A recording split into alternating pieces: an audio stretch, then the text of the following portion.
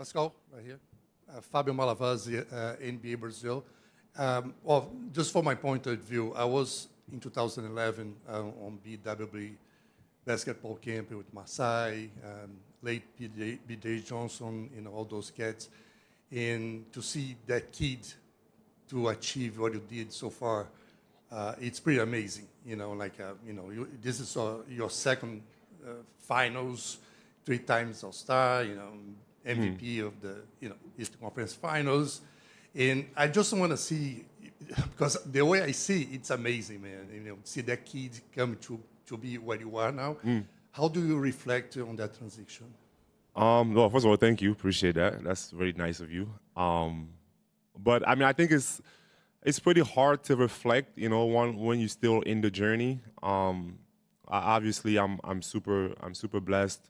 Like you said, that little kid that was basketball without borders would really. I mean, I had dreams, but nothing near what's happening to me in my life, and what I've been able to accomplish. So I'm grateful, and for me, it's amazing, and I'll forever be grateful, to everyone that helped me throughout my journey, and it's great, but it's hard for me to reflect on it because I'm still in it, and I'm still chasing every single day, but I definitely I am super grateful. Next question here on the left. Salut Pascal, Ismaël C de Radio-Canada. Tu as mentionné à Tyrese après la victoire que tu avais l'impression que vous n'aviez même pas bien joué. À quel point c'est un boost de confiance de mener après la première partie et d'avoir cette impression-là que vous n'avez même pas effleuré ce dont vous êtes capable? Non, mais bien sûr que dans les matchs, ça fait. Parfois, tu apprends dans la défaite, tu vois. Donc, on a l'opportunité d'apprendre avec une victoire à la clé, mais ça ne signifie rien à la fin de la journée. Les matchs sont pas identiques. Donc, on doit aller au match prochain, essayer de faire mieux. Et bon, on va voir ce qu'on n'a pas fait bien et essayer de rectifier. Donc, pour nous, c'est ça l'essentiel. Et à la fin, les matchs ne vont pas se ressembler. Donc, on doit approcher ce match avec un nouveau focus, tout nouveau dans nos têtes. Et bon, essayer de voir ce qu'on peut faire. Mark Spears on the far right. Yes, Pascal. Kind of going on the first question. In 19, what were your fondest memories of bringing a trophy home?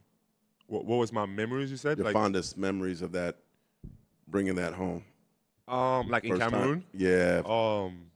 Yeah, no, it was crazy. It was pretty cool. I mean, I think getting to go back home where you're from, I just, for me, I mostly think about like the inspiration that gives to all the other kids out there, just to know that like I'm from where they are, like and I'm able to do these amazing things. So it was just like a super humbling moment, just to go back and seeing the reception and just thinking about the next generation for sure.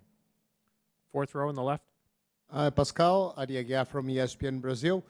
When you look back on those playoffs and what happened so far, such great moments, clutch moments, do you believe there's something different about those Pacers?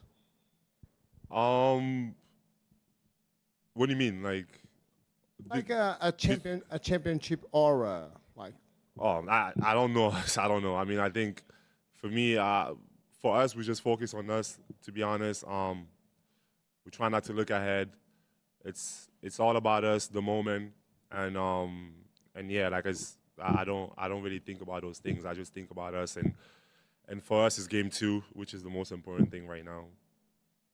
Front right. Pascal, you spent a lot of time working with Jenny. Obviously, I know she's got a big impact on the staff. I was curious what your experience had been like working with her over the past couple of years and what you think of her impact on your guys' group as a whole. Yeah. Nah, Jenny's been awesome. For me personally, just like being able to talk to her, get insights on the games, and I think for me, when I came in, I was used to a lot of different things. I mean, she's mostly does defense and stuff, but I was used to a lot of things from Toronto or all my the stuff that we used to do, and coming back, to Indy and having a different system and different things. So I had to really adapt to a lot of things, and she's been really helpful for me in that matter. We talk a lot about those things, and she gives me super great insights on what we want to do and what we want to accomplish as a team. She's been great that way. She's a great communicator. And also I just like her positive, just energy about everything. I think it's mostly needed, like and even in these moments where sometimes like it felt like we didn't do well or whatever, she's always bring that positivity, which is needed for coaching. And yeah, she's done amazing for us, and she's a big help not only for me but for the whole team. Tim, here on this side. Tim Reynolds with the AP. Pascal, right in front of you. You've been in the league long enough to know that when a team starts 10-15, or when it starts poorly the first couple months, it doesn't always get right. Sometimes things start bad and just stay that way. What was it about this group that allowed the opportunity to turn things around? Yeah, no, it was I think when you look at those games, I mean, there was a lot of people in and out of the lineups. We had injuries. We had we lost a lot of games, like just on some mistakes, So I think when you look at the overall record, it looks the same way. But for us, we just continue to chip away. Like we just continue to work hard, continue to improve as a team. And then when we got everyone back together, mostly like it was everyone healthy, it just started to get better, like for us. And I think it's just we're resilient. Like we're not gonna give up no matter what. And that's kind of like what helped us to just continue to chip away, get better. And for me, I always told the guys, come April, May, and June, we want to be our best. Like that's the goal as an NBA team. Like obviously you want to be in the mix, but you just want to play your best basketball at the right moment. Fourth row towards the center. Pascal here, Tencent China. Let's talk about the last play. You guys make tons of corner threes. Actually, you made a right corner three last game. But the last play, Alex Caruso was guarding you, and you made a cut to the basket instead of staying at the corner. So what was the decision-making process back then? Well, I mean, I think it was like the end of the clock. I mean, I thought I knew Tyrese was going to shoot it, so I just tried to get a rebound, to be honest. Tim, front right. Tim McMahon, ESPN. Last time you were in the finals, obviously you're a young kid, third-year guy. What's kind of the difference of the feeling of being a veteran now who's been here before versus being a third-year guy who there was a lot on your shoulders at that time as well? Yeah, no, I mean, I think it's a difference just because, again, at that time, like I won't want to say naive, but you're just going into it thinking like, okay, like this is just, it's year 3 for me. Like we always had good teams, we always won. Like so, everything just felt normal. It was just like, all right, like this is how it's supposed to be, Like so, that's how it felt for me at that time. And I think for me now coming back, I have a little bit more appreciation for it just because of the journey and like understanding like how hard it is and how difficult like it is to get to this level and to this point. So I think just in terms of just maturity and just knowing all the experience that I've been through to get me back here, I have another level of appreciation for it. And I think the level of grind and play and just grit is the same because I always had that. But I just think the level of appreciation probably a little bit different. Second row on the right. Pascal, Jamal Collier, ESPN.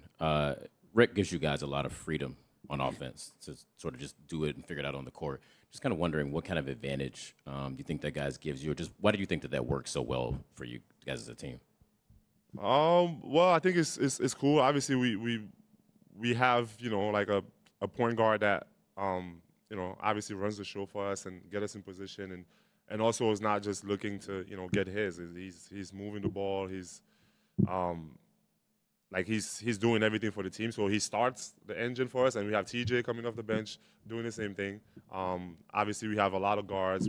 So the personnel just is like people that just go out there and play. And for me, I like that type of play. Fast. I'm running, and we just being us and playing free basketball. I always love that, and so yeah, it's good that we have that freedom. But I think it's still organized in a way where like we have point guards and we have like guards that get us into whatever we want to get into.